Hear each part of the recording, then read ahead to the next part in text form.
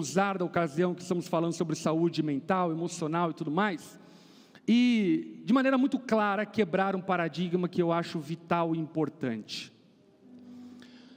Deus é o Deus do sobrenatural. Aleluia. Deus faz coisas gloriosas. Deus cura a depressão, Deus cura o burnout, Deus cura a bipolaridade, Deus cura traumas, Deus sara pessoas doentes da alma. Glória a Deus por isso. Porém, o nosso Deus não é apenas Deus do sobrenatural, Ele também é Deus do natural. E por que eu digo isso? Porque infelizmente muitas ocasiões onde tratamos sobre questões emocionais, mentais dentro da igreja, muitas pessoas diminuem Deus e colocam Deus em uma caixinha, onde apenas Deus pode curar através de jejum, oração e assim por diante. E de fato pode, amém? Mas Deus também, em seu poder e graça, pode curar através de medicações, pode curar através de terapias, pode curar através de psicólogos, pode curar através de psiquiatras, e nós precisamos entender que o nosso Deus não é como os deuses pagãos. Os deuses pagãos que eram diminuídos a agirem apenas de forma sobrenatural. Nós servimos ao Deus de toda a terra, nós servimos ao Deus que hoje pela manhã fez o sol nascer, nós servimos ao Deus que agora mesmo está sustentando o oxigênio para que nós respiramos. Nós cremos no Deus que pode fazer milagres, maravilhas, mas também faz milagres através de remédio. Também faz milagres através de médicos, através da medicina, e isso é o agir de Deus através da sua graça comum. Portanto, o seu Deus é pequeno demais se Ele só age através de forma sobrenatural. O seu Deus não passa de uma divindade pagã se Ele está diminuído a rituais, diminuído a crenças religiosas. O Deus revelado na palavra de Deus é o Deus de toda a terra, é o Deus de todo o universo, é o Deus de toda a ciência, é o Deus que levanta pastores, mas também levanta médicos, é o Deus que levanta missionários, mas também levanta fisioterapeutas, é o Deus que levanta adoradores, mas é o Deus que também levanta pedagogos. Nós servimos ao Deus de toda a terra, e esse é o Deus revelado na palavra. Aleluia. Por que eu estou dizendo isso? Pare de espiritualizar a tua doença. Se você precisa de remédio, tome remédio. Se você precisa de terapia, faça terapia. Se você precisa de acompanhamento, receba acompanhamento. Eu digo isso porque eu vivi isso dentro da minha própria casa. Já vão fazer 18 anos que eu e a Lari casamos, e quando casamos, logo de cara do casamento, ela entrou em uma depressão profunda, e eu lembro o quão foi difícil fazer a Lari compreender e entender naquele tempo, que Deus poderia usar medicamento, médicos para ajudar ela a enfrentar a depressão, a bipolaridade que ela foi diagnosticada naquela ocasião. Eu lembro de diversas vezes ela pegar o remédio e dizer: eu creio que Deus pode me curar. E eu falava: eu também creio, então toma o remédio. Ela falava para mim: mas Deus pode me curar sem remédio. E eu falava: eu creio, mas Ele também pode curar com remédio. Então, se você tem a possibilidade de tomar esse remédio, tome. E graças a Deus ela amadureceu um pouco na sua fé, na sua teologia, e percebeu de fato que Deus poderia usar os medicamentos naquela ocasião para poder tratar ela. Portanto, no nome de Jesus, quebre essas barreiras religiosas, quase que da época medieval, onde nós éramos ignorantes acerca de tantas coisas que na palavra de Deus são muito claras e evidentes. Inclusive, por exemplo, Tiago capítulo 5, no verso 14, diz algo muito curioso sobre esse assunto. O texto diz: alguém está doente? Chame os presbíteros da igreja para que venham e orem. Repita comigo: orem. Amém? E sobre ele o unjam com óleo. Deixa eu te contar uma curiosidade. Quando Tiago está falando sobre essa unção de óleo, diferentemente daquilo que principalmente o neopentecostalismo hoje atribui, ele não está falando sobre o poder sobrenatural necessariamente do óleo, porque o óleo naquela ocasião era utilizado também com fins medicinais. O óleo eram óleos essenciais que tratavam doenças e enfermidades. Portanto, provavelmente, na verdade, o que Tiago está dizendo é: usa lá um medicamento de óleo essencial e ora e faz o que é natural. Creia no sobrenatural e faça o que é natural, porque Deus pode tanto fazer por meios naturais quanto sobrenaturais. Amém? Só gostaria de, antes de encerrar o tema, falar isso abertamente para você. Dito isso, vamos falar sobre autoestima. Existem 3 perspectivas no qual nós podemos olhar e pensar autoestima. Normalmente nós somos educados a pensar, inclusive infelizmente no meio da igreja, que nós devemos ter uma autoestima, uma alta autoestima. E infelizmente isso conduz muitos a viverem uma vida cheia de orgulhos e vaidades. Inclusive, em muitas ocasiões, pessoas que mentem acerca de si próprias. Gente que olha no espelho e porque de alguma forma foram ensinadas a mentalizarem alguma coisa, ficam olhando no espelho e mentindo acerca de si mesmo. Eu sou forte, eu sou forte, eu sou forte, eu sou forte, mas é fraco. E falar para o espelho não vai te fazer forte. Ou eu sou imparável, eu sou imparável, eu sou imparável. E de repente você desiste do teu namoro. Porque nós não devemos viver escravos de nós mesmos. E esse é o X da questão quando se trata da perspectiva bíblica a respeito da autoestima. Porque o convite de Jesus a mim e a você, sabe qual é? Negue a si mesmo, tome a sua cruz e me siga. O que Jesus está nos convidando a fazer é morrer, não é viver. Morrer para quê?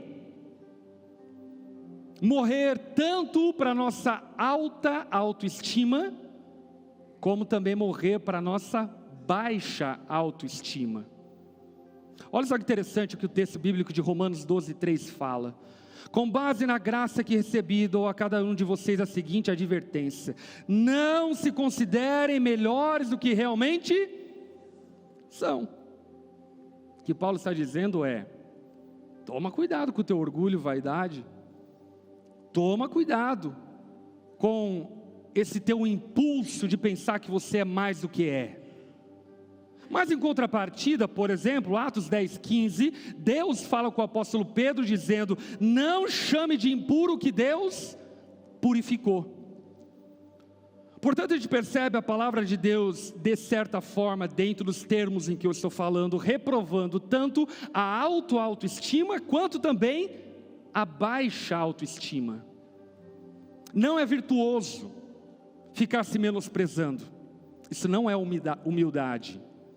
Não é virtuoso ficar dizendo: eu não posso, eu não consigo, eu sou fraco, eu não posso aquilo, eu não posso aquilo outro, eu sou pecador, eu sou miserável. Isso não glorifica ao Senhor. Como a palavra de Deus nos instrui e nos ensina a cuidarmos da nossa autoestima, eu posso afirmar para você que a palavra de Deus nos instrui e nos ensina a termos uma autoestima do alto. Você consegue perceber a diferença? Não é alta, nem é baixa, é do alto. É interessante isso, porque o apóstolo Paulo, claramente, era uma pessoa extremamente orgulhosa antes da sua conversão. Até porque ele tinha motivos. Paulo mesmo vai dizer: olha, você se orgulha, eu tenho um motivo muito mais para me orgulhar. Sou circuncidado ao 8º dia, da tribo de Benjamim, sou fariseu de fariseus, judeu de judeus, estudante da turma de Gamaliel, alto gabarito. Mas quando eu conheci a Cristo, passei a considerar tudo isso como perda, porque a minha identidade agora está no alto. Não é alta nem baixa, é do alto. A minha identidade está em Cristo, a minha identidade está em Deus. Quem eu sou está nele. Quando eu quero saber quem eu sou, eu olho para Ele. Inclusive na onda, há muitos anos atrás, nós tivemos um tema chamado Self. Tem alguém aqui desse tempo? Onde nós falamos exatamente sobre identidade, a partir dessas verdades bíblicas, um tanto quanto curiosas. O apóstolo Paulo, nas suas cartas paulinas, obviamente, ele fala repetidamente essa expressão, em Cristo, em Cristo, em Cristo. Mas ele não fala algumas vezes. Sabe quantas vezes o apóstolo Paulo fala em Cristo? Sabe quantas vezes? 90 vezes. 90 vezes o apóstolo Paulo fala em Cristo, em Cristo, em Cristo. Ele fala coisas como, por exemplo, em Cristo eu sou nova criatura. Ele fala, por exemplo, em Cristo eu sou justiça de Deus. Ele fala coisas como, por exemplo, em Cristo foi abençoado com toda sorte de bem celestial. Ele fala, em Cristo sou filho de Deus. Ele fala coisas como, por exemplo, em Cristo eu participo da glória de Deus. Em Cristo eu tenho paz com Deus. 90 vezes o apóstolo Paulo afirma, em Cristo, em Cristo, em Cristo, em Cristo, em Cristo, em Cristo. E o que o apóstolo Paulo está querendo nos transmitir? Que a obra regeneradora de Cristo, ela não é hipotética e nem figurativa, ela é uma realidade. Nós nascemos de novo em Cristo, estamos escondidos em Cristo. Então a nossa identidade, ela não deve estar baseada naquilo que nós somos e que olhamos no espelho, mas em quem Cristo é.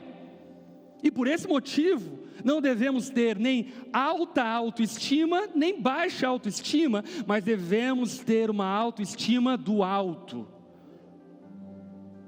C.S. Lewis dizia que a verdadeira humildade não é pensar menos de si mesmo, é pensar menos em si mesmo. E C.S. Lewis estava certo. A virtude não é pensar menos em nós mesmos e nem mais em nós mesmos. A virtude está em pensar além de nós mesmos. A virtude está em olhar para Cristo. E nele, em Deus, encontrarmos a nossa identidade. E para falarmos a respeito desse assunto, eu quero te convidar a abrir a Bíblia em Juízes, no capítulo de número 6, verso de número 11. Juízes, capítulo 6, verso de número 11. Esse texto bíblico é muito curioso, e ele está inserido em um tempo bem interessante. O povo de Deus já havia sido resgatado da escravidão do Egito por meio de Moisés, foram para Canaã, e aí em Canaã, a terra prometida, Deus havia dito a eles que eles deveriam acabar com os heveus, egeus, jebuseus, midianitas e por aí vai. E o povo de Deus começou a não ter muita liderança, porque Moisés havia morrido, Josué havia morrido, e poucos homens fortes se levantaram para poder liderar o povo. Então, se estabeleceu um período bíblico, que é chamado período dos juízes. Você já viu na tua Bíblia o livro chamado Juízes, o livro que a gente vai ler? É a história desse período, aonde essas pessoas eram estabelecidas como líderes para julgar, legislar e de alguma forma tentar manter o máximo possível a paz naquele ambiente. Em específico, no capítulo que a gente vai ler hoje, os midianitas estavam guerreando, lutando, tentando exterminar de uma vez por toda com o povo hebreu. E de fato o povo hebreu, eles viviam uma espécie de anarquia, cada um fazia aquilo que queria e bem entendia. E no meio dessa crise, Deus decide levantar um homem para resgatar e para acabar com os midianitas que estavam destruindo o povo hebreu. tal homem chamado Gideão, que mais tarde então é estabelecido como juiz. E esse capítulo e verso que a gente vai ler narra exatamente esse acontecimento. Olha só o verso 11. Então o anjo do Senhor, só uma curiosidade, quando aparece essa expressão, principalmente no Antigo Testamento, é uma teofania, é uma aparição divina. Deus aqui está aparecendo de forma visível diante do povo que estava lá. E o anjo do Senhor veio, sentou-se debaixo do grande carvalho em Ofra, que pertencia a Joás, do clã de Abiezer. Gideão, filho de Joás, estava debulhando o trigo no fundo de uma prensa de uvas. O que Gideão estava fazendo? Debulhando o trigo e uma prensa de uvas. O que se faz em uma prensa de uvas? Esmaga uvas. E o que Gideão estava fazendo? Debulhando trigo. A pergunta é, o que ele está fazendo? Ele estava no fundo. E por que ele estava debulhando trigo em uma prensa de uva? Ele estava lá a fim de não ser descoberto pelos midianitas. O anjo do Senhor apareceu a Gideão e disse: o Senhor está com você, guerreiro corajoso. Vamos orar? Baixa tua cabeça, fecha teus olhos. Senhor, nós somos gratos a Ti por Tua bondade e graça que tem nos alcançado. Obrigado pela Sua fidelidade, porque em Ti estamos seguros. Em Ti não nos falta coisa alguma. Em Ti, Senhor, podemos descansar. E eu clamo a Ti, Espírito Santo de Deus, venha sobre nós essa noite de forma ímpar. Eu clamo a Ti, Senhor, que aqueles que estão aqui dominados por uma baixa autoestima, que o Senhor possa revelar o Seu amor, bondade, misericórdia, obra regeneradora e graça sobre a vida deles.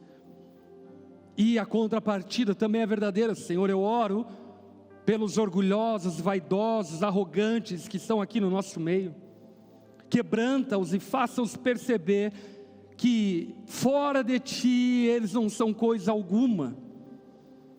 Que o Senhor possa levar-nos a consciência de que a nossa esperança, identidade, razão de ser e viver está escondida em Ti, Jesus.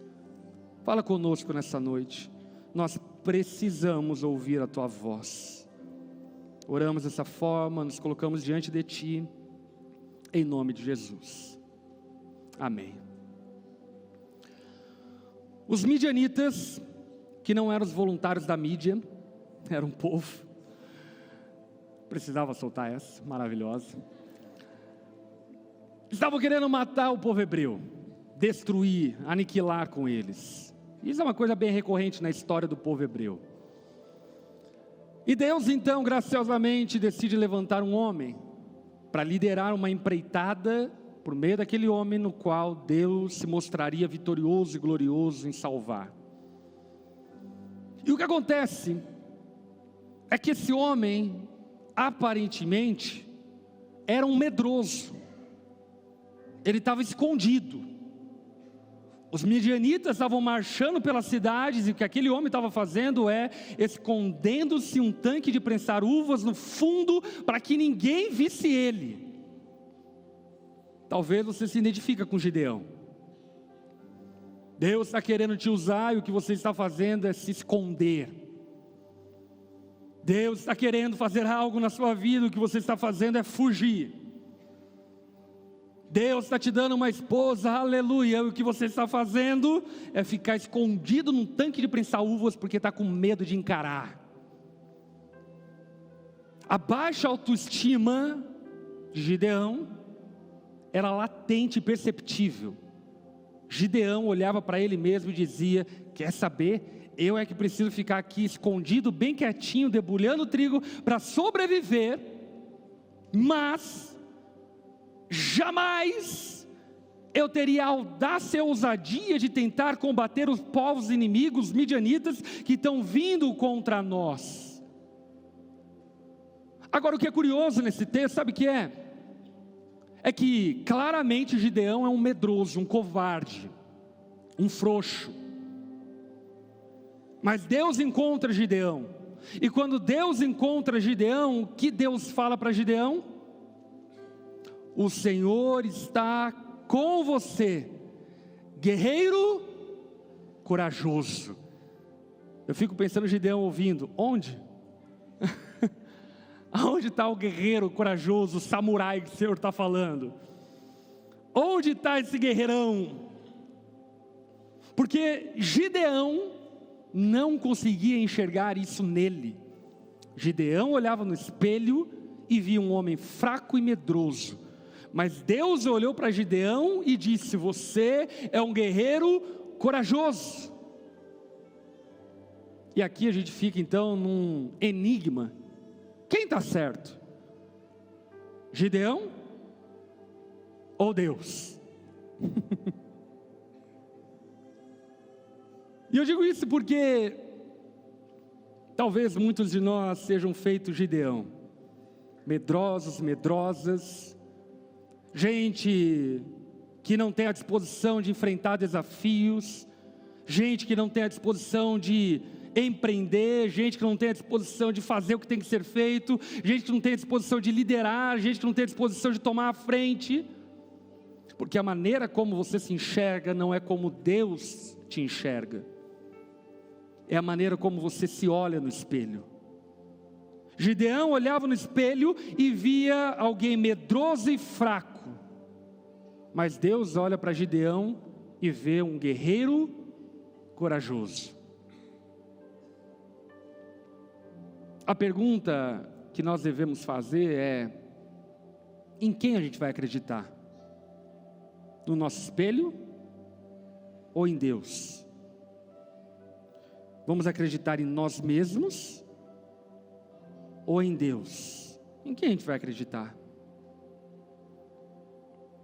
Deus nos chama de acordo com o nosso potencial pela fé e não por nossas falhas. Deus é aquele que trouxe à existência todas as coisas sem que elas existissem. Deus é aquele que disse: haja luz, e houve luz. Então o que é um fraco para Deus? O que é um covarde para Deus? O que é um medroso para Deus? A resposta para essa pergunta é absolutamente nada. Deus pode todas as coisas.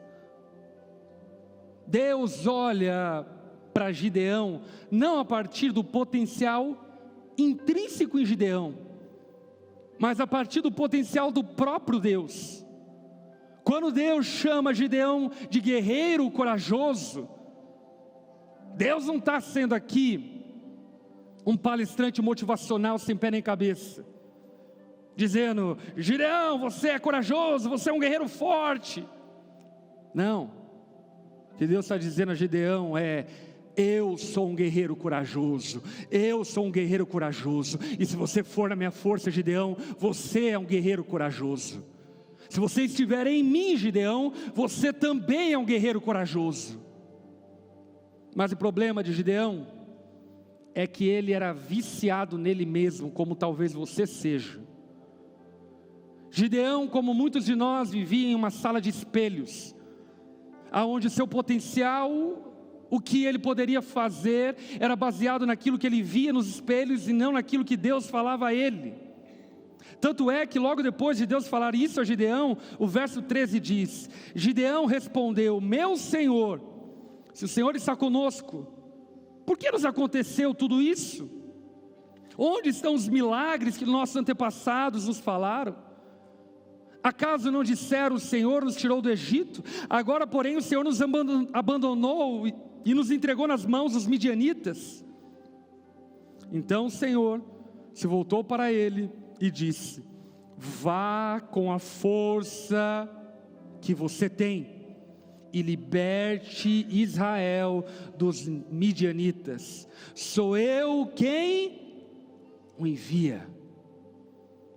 Olha essas palavras de Deus. Vá na força que você tem. Qual força?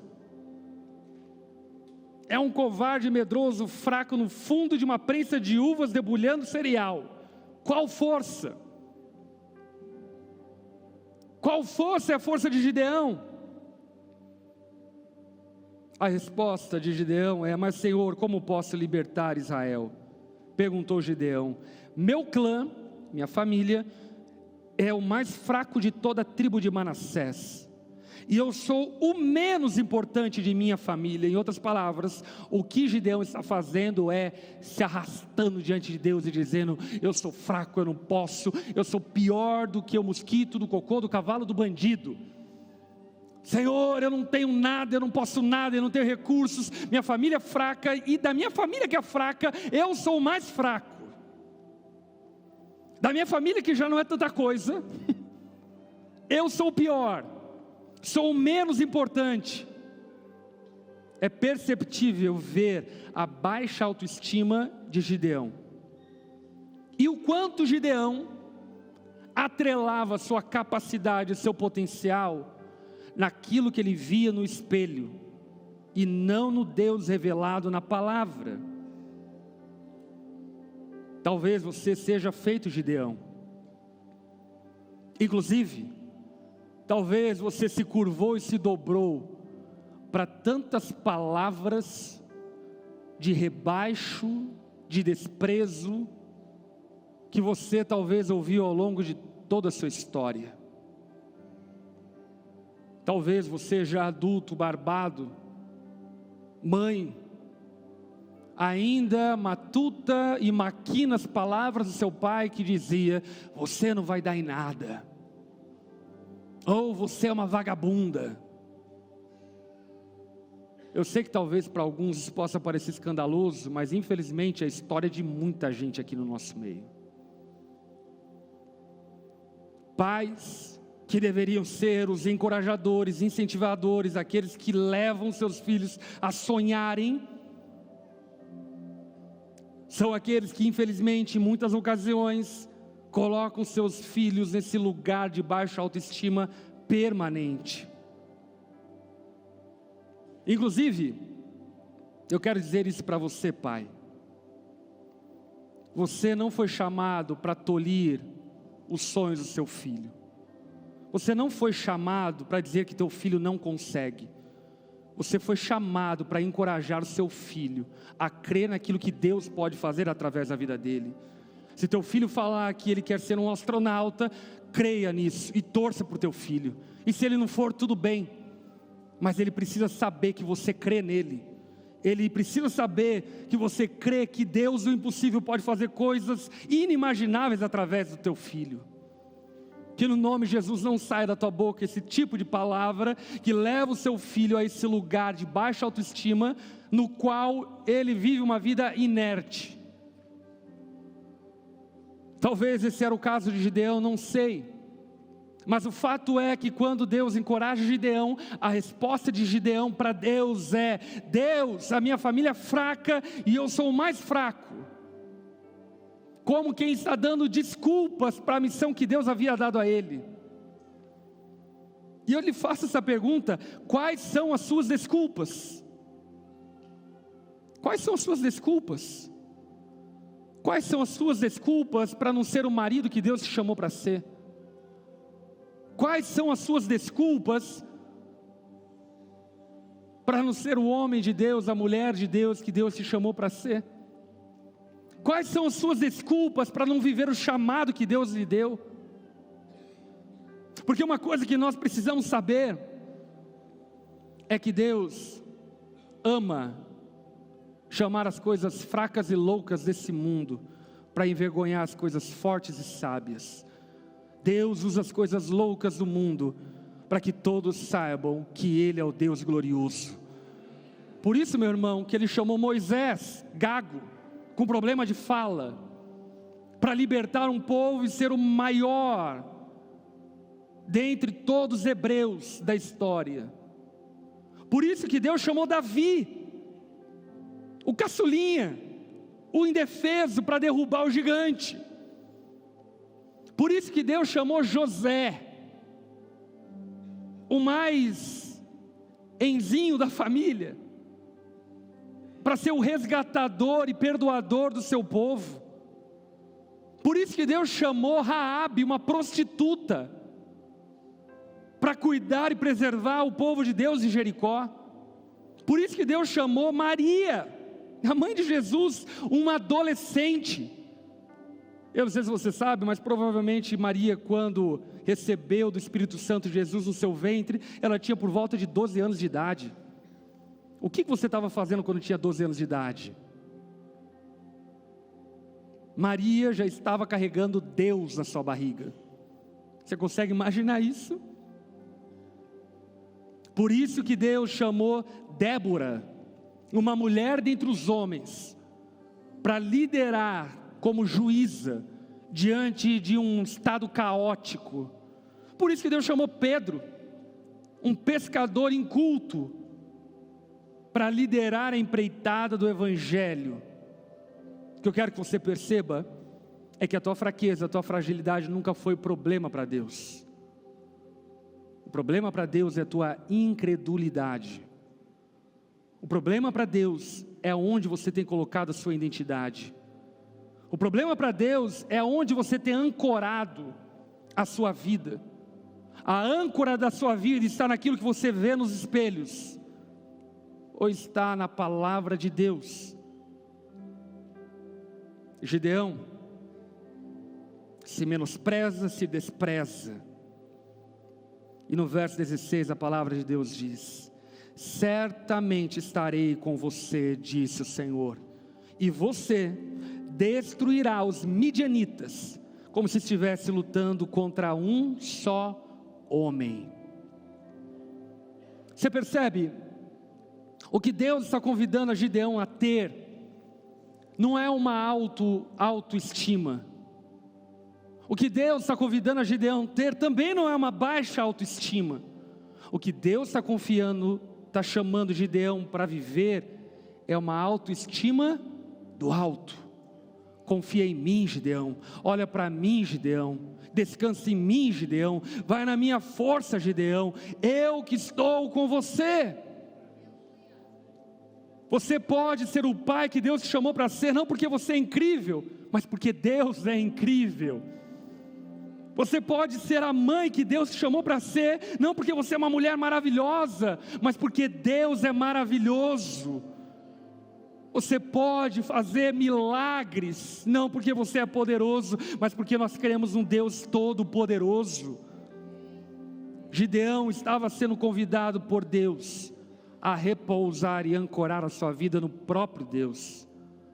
O Dr. Martyn Lloyd-Jones, ele fala o seguinte: o cristianismo não começa com nos dizer o que podemos fazer, ele começa com nos dizer o que Deus fez por nós. Isso é graça, e nossa identidade e valor vem disso. Não é sobre o que eu e você podemos fazer, é sobre o que Deus fez por nós. E a nossa identidade está naquilo que Deus fez por nós. Deus está resgatando um homem da baixa autoestima, está levando esse homem a olhar para o alto e confiar no Senhor. E aqui, meu irmão, eu não estou falando para você viver uma vida imoral longe de Deus e achar que só crer que Deus te ama é suficiente. Não vai dar uma de Zé Pequeno. Lembra de Zé Pequeno, Cidade de Deus? Que quando foi matar galinha, o Mané Galinha orou o Pai Nosso dizendo: Pai, abençoa a gente para matar o Mané Galinha. Não ore para que Deus abençoe os seus planos. Faça parte dos planos de Deus na sua vida, porque eles já estão abençoados. Não peça que Deus lhe dê aquilo que você quer. Peça a Deus que Ele lhe dê aquilo que Ele quer te dar. E era sobre isso que Gideão estava sendo ensinado. Era sobre isso que Gideão estava aprendendo. Deus estava dizendo para Gideão: você será um guerreiro forte e corajoso. Então o capítulo segue narrando Gideão tirando prova de Deus, e Deus reforçando para Gideão, como Moisés, que ele estava com Gideão. E no capítulo 7 é muito interessante, porque Gideão então agora é estabelecido como juiz, e vai liderar o povo numa empreitada para derrotar os midianitas. Os midianitas eram um exército de cerca de 132 mil homens. É gente pra caramba, hein? O exército de Israel era cerca de 32 mil homens. Vamos lá. Cada um de Israel tinha que matar 4 dos midianitas, para que aquilo que Deus falou fosse possível. Quantos acham isso difícil? Difícil, não é? Bem difícil. Mas sabe o que Deus faz? Gideão, tem muita gente aqui. 32 mil é muita gente. Gideão, eu não ganho batalhas, eu dou show. Tem muita gente. Gideão, eu não venço guerras, eu provo que eu sou Deus. Chegue diante dos 32 mil soldados e pergunte quem quer ir embora, e deixe eles ir embora, sem medo. Não tenha medo, Gideão. E sabe o que o texto bíblico diz? Que dos 32 mil soldados, que já eram pouquíssimos para enfrentar os midianitas, 20 mil foram embora. Ficou 12 mil homens. Adivinha? Deus olhou e falou: é muita gente, Gideão.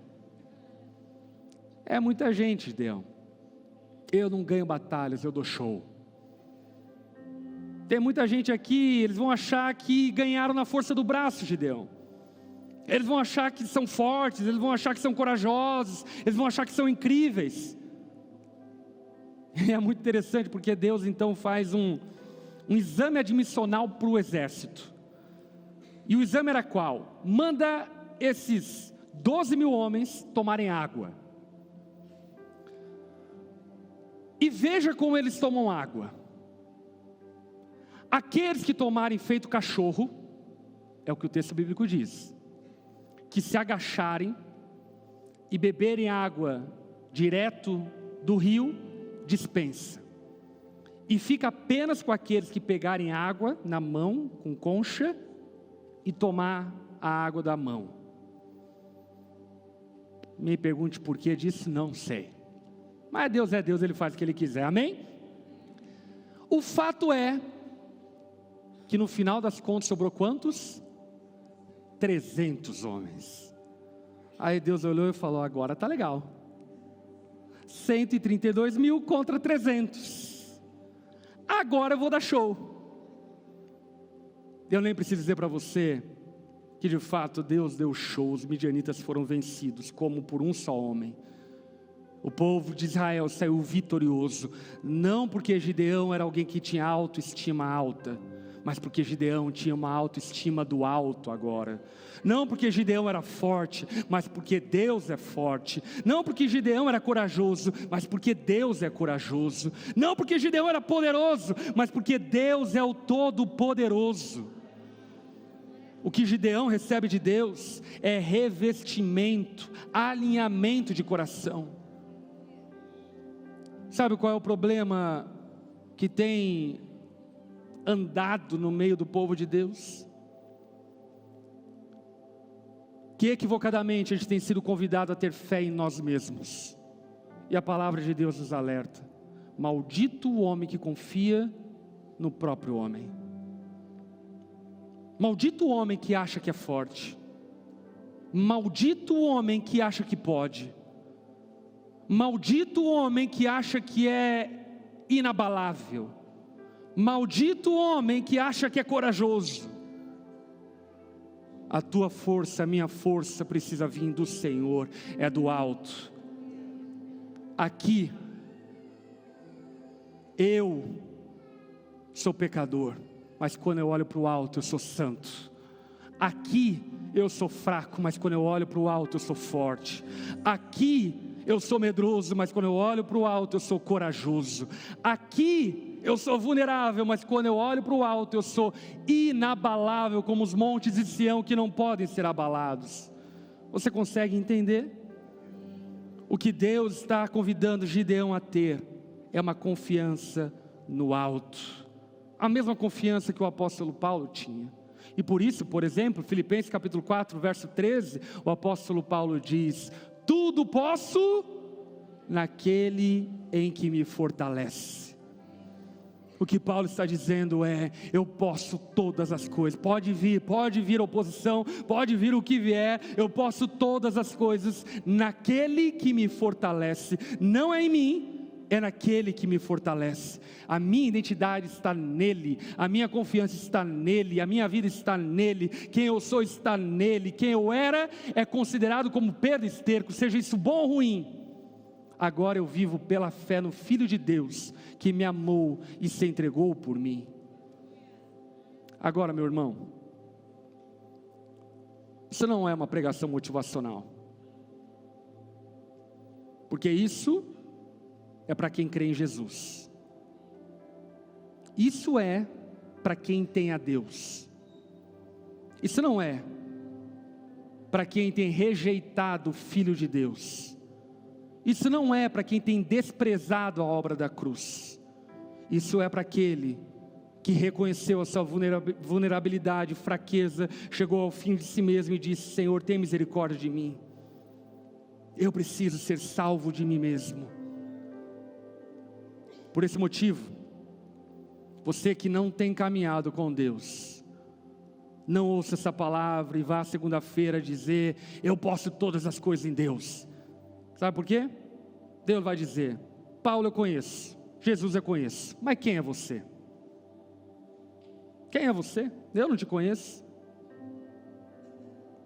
Agora, uma coisa maravilhosa para se ouvir a esse momento é que todo aquele que invocar o nome do Senhor será salvo. Não existe ninguém que busque ao Senhor que o Senhor despreza. Se hoje mesmo você abrir seu coração para o Senhor, essa identidade que está em Cristo estará sobre a sua vida. Quero te convidar a abaixar a tua cabeça e fechar seus olhos.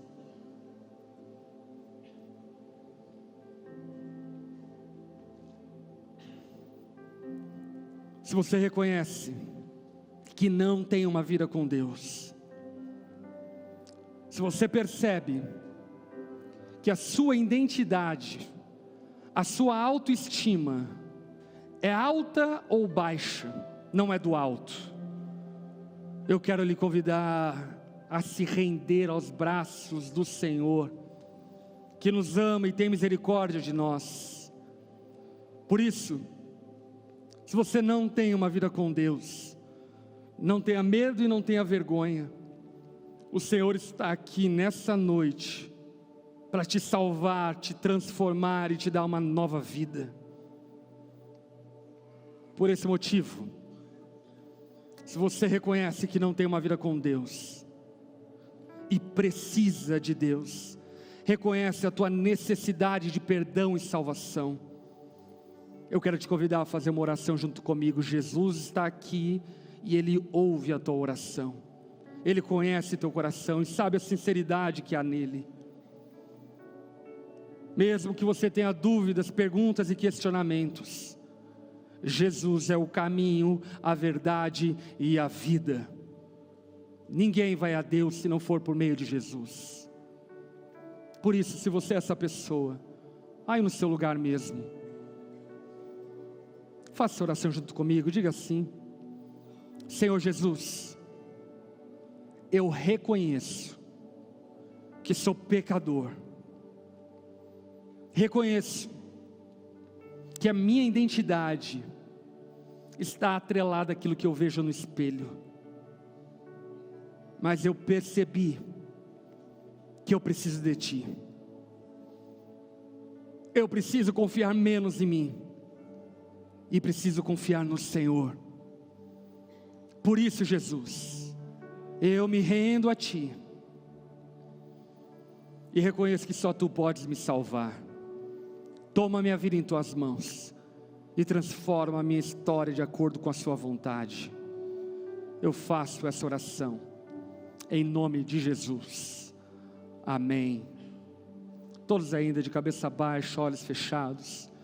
Se você fez essa oração, Deus está fazendo algo extraordinário na sua vida. Ninguém vai ao Pai se o Pai não trouxer. Por isso, se você fez essa oração, eu quero muito orar por você. Levante uma das suas mãos no seu lugar. Eu quero te ver, eu quero orar por você. Você que fez essa oração, levante uma das mãos, amém. Amém, glória a Deus, aleluia, glória a Deus, aleluia, aleluia. Deus está te chamando para uma nova vida com Ele. Deus separou essa noite para transformar a tua história. Você não está aqui por acidente. Você que levantou sua mão, coloque-se em pé no seu lugar nesse momento, por gentileza. Fique em pé onde você está mesmo. Nós vamos orar por sua vida nesse momento. Cremos que o Senhor está fazendo algo lindo, maravilhoso, extraordinário na sua vida. Cremos que o Senhor separou essa noite para te encontrar e mudar o curso da tua eternidade. Se você está nos acompanhando via transmissão e de igual forma fez essa oração se rendendo a Jesus, coloque nos comentários: eu me rendo a Jesus. Queremos orar por você.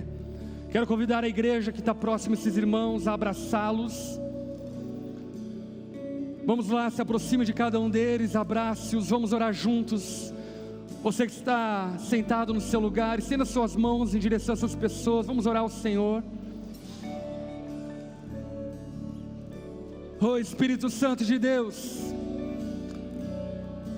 venha, ó Pai, sobre teus filhos e filhas. Derrama o seu poder sobre a vida deles. Encha-os do teu Espírito. Marque a vida deles nessa noite, de tal maneira que eles nunca mais sejam os mesmos. Que a tua alegria possa cobri-los, que a paz que excede a todo entendimento possa vir sobre eles de forma gloriosa.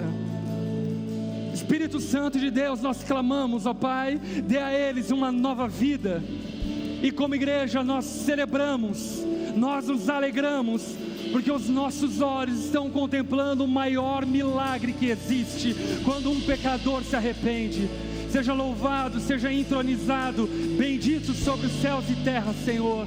Nós oramos em nome de Jesus, amém e amém. Você pode dar uma salva de palmas, se alegrar e celebrar o nome de Jesus.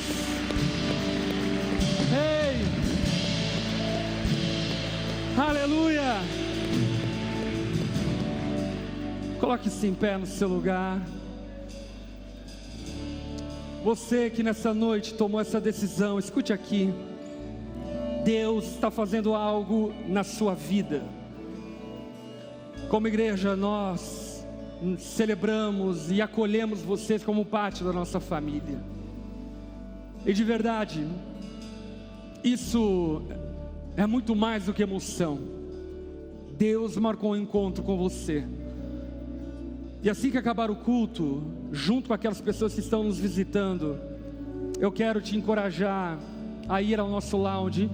De forma muito breve nós queremos conversar com você e te ajudar a dar os próximos passos a partir daqui. Amém? No mais restante de nós, que saibamos, meus irmãos, o nosso valor está porque o Deus todo valioso nos amou. O nosso poder está porque o Deus todo-poderoso é conosco. A nossa coragem está porque o Deus que vence todas as guerras está conosco. A nossa alegria, paz está porque o Deus da paz, o príncipe da paz está conosco. Porque Ele nos ama, nós temos esperança de vida eterna. Amém? Você pode fechar seus olhos. Levante suas mãos aos céus e diga assim: Senhor, eu reconheço o teu amor por mim, e eu quero firmar a minha identidade no seu amor. Eu quero afirmar a minha identidade em quem Tu és. Eu abro mão da minha baixa autoestima, eu abro mão da minha alta autoestima, e eu quero colocar a minha autoestima no alto. Os meus olhos estão em Ti, Jesus, autor e consumador da minha fé, em nome de Jesus.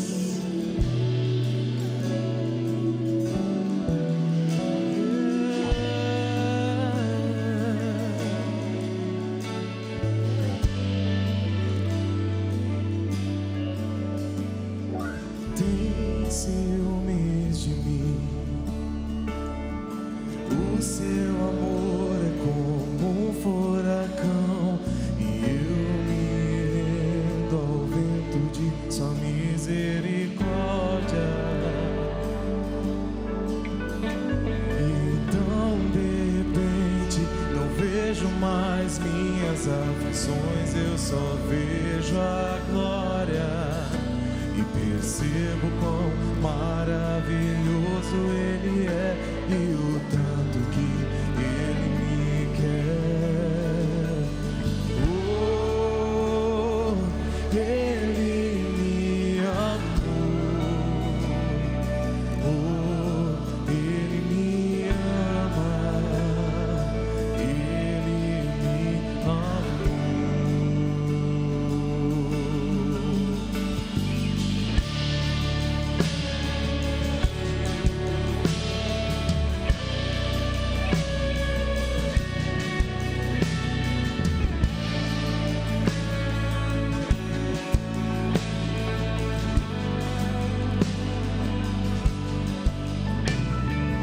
Tem ciúmes de mim, o seu amor é como um furacão, e eu me rendo ao vento de sua misericórdia.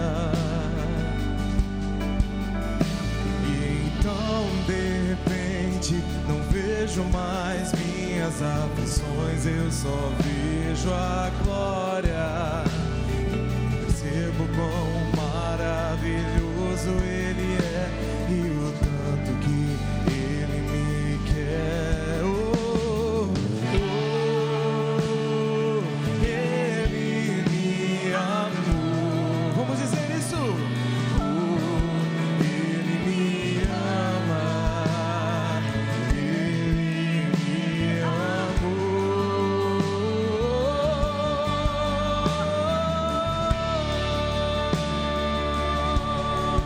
Deus amou o mundo de tal maneira que entregou seu único filho, para que todo aquele que nele crê não pereça, mas tenha vida eterna. Ele nos ama.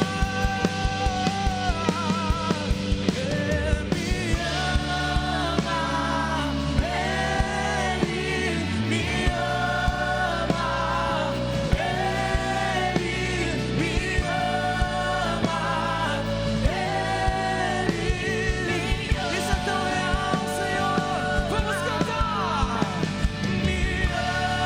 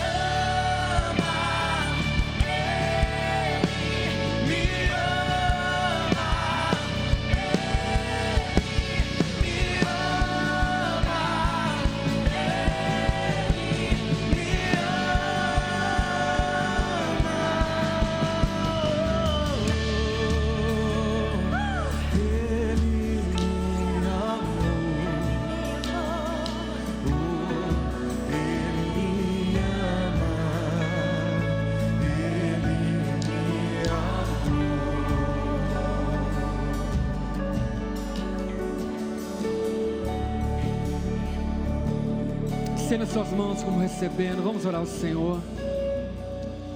Pai, obrigado pelo seu eterno amor. Obrigado, Pai, pelo seu amor leal. Obrigado pelo seu amor que não falha. Os nossos pés vacilam, mas os seus pés são como de bronze. Os nossos olhos não podem ver todas as coisas, mas seus olhos são como de fogo. Oh Senhor, obrigado por nos amar quando não éramos amáveis. Obrigado por se importar quando não éramos importantes. Obrigado por nos valorizar quando não tínhamos valor. Obrigado, Pai, por nos resgatar em sua graça e misericórdia. E nessa noite, Senhor, nós declaramos: a nossa vida está firmada na rocha inabalável que é Cristo, a rocha angular que os construtores rejeitaram, mas que não se abala e permanece para sempre. Jesus, obrigado por tudo aquilo que vivemos aqui nessa noite. Obrigado por sua graça e misericórdia. Louvamos a Ti porque apesar de nós, o Senhor tem nos abençoado. Obrigado, Senhor, pela nossa igreja, por tudo que o Senhor tem feito em nosso meio. Obrigado, ó Pai, pelos frutos que o Senhor tem gerado em nosso meio. Que Teu amor, Pai, seja sobre nós. Que a graça e a paz de Jesus nos acompanhe.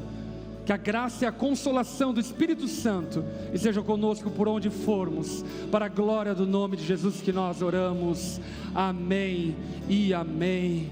Amém. Você foi abençoado essa noite. Dê uma salva de palmas a Jesus. Aleluia. Aleluia.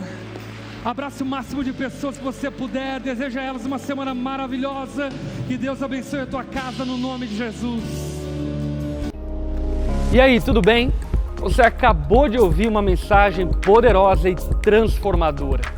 E para você não perder nada, se inscreva no canal, ative o sininho, porque sempre quando nós entrarmos ao vivo, você vai receber uma notificação para não ficar de fora. E eu tenho algo para você. Eu vou deixar aqui 2 indicações, então já clica e continue recebendo mais de Deus. Um abraço e até a próxima.